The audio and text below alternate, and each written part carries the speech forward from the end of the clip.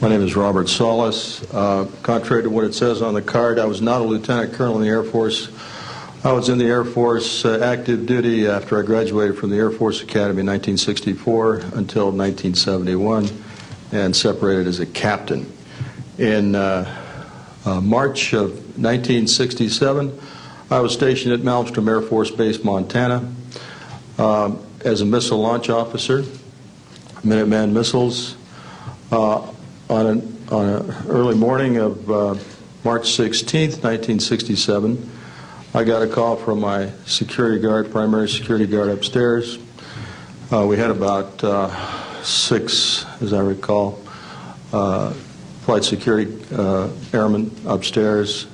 I was downstairs 60 feet underground in a capsule monitoring and controlling 10 nuclear-tipped Minuteman missiles.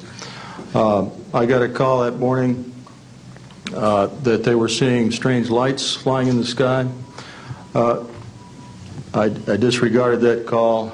I told them to call me when something more significant happened. I got another call subsequent to that call, and this time it was a more intense tone in the guard's voice. It was very clearly very frightened.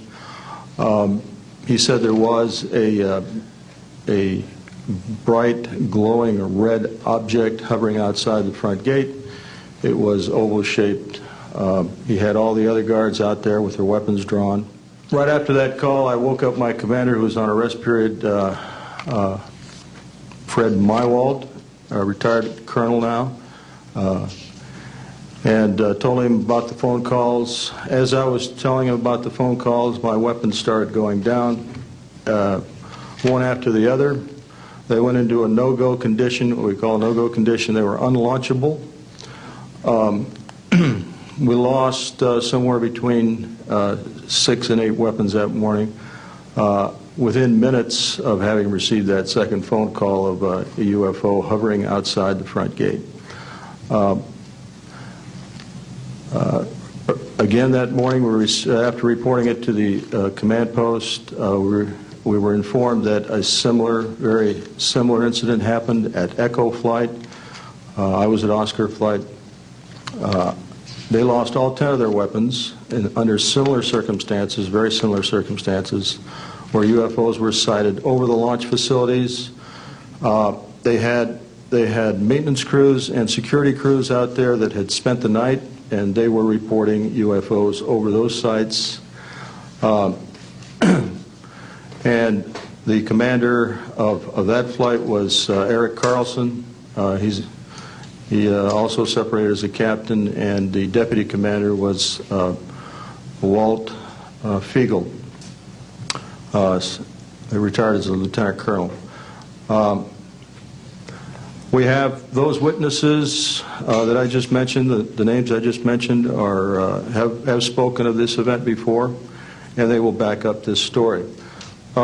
We also have documentation that I received through FOA requests from the Air Force outlining the Echo Flight incident, and including in that documentation a reference to UFOs.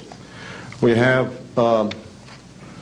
telexes covering this incident, and in one telex it says the fact that no apparent reason for the loss of 10 missiles can be readily identified is cause for grave concern to this headquarters. This was from SAC headquarters.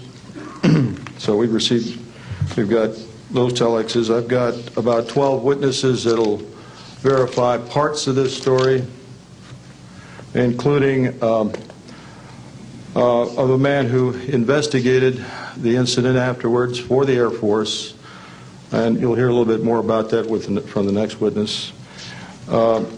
And also another guard that witnessed a UFO in that same time period, and another officer who retired a full colonel who had other reports of UFOs. Ancillary to that, excuse me, I've got the complete report on a Minot, North Dakota incident. That was Minot Air Force Base, North Dakota, which happened in August of 1966. Very similar UFOs sighted over missile silos, and also a UFO incident that was investigated by the Air Force immediately after our incident within a week. I'm willing to testify to the truth of all these matters that I've spoken about in front of Congress under oath. Thank you.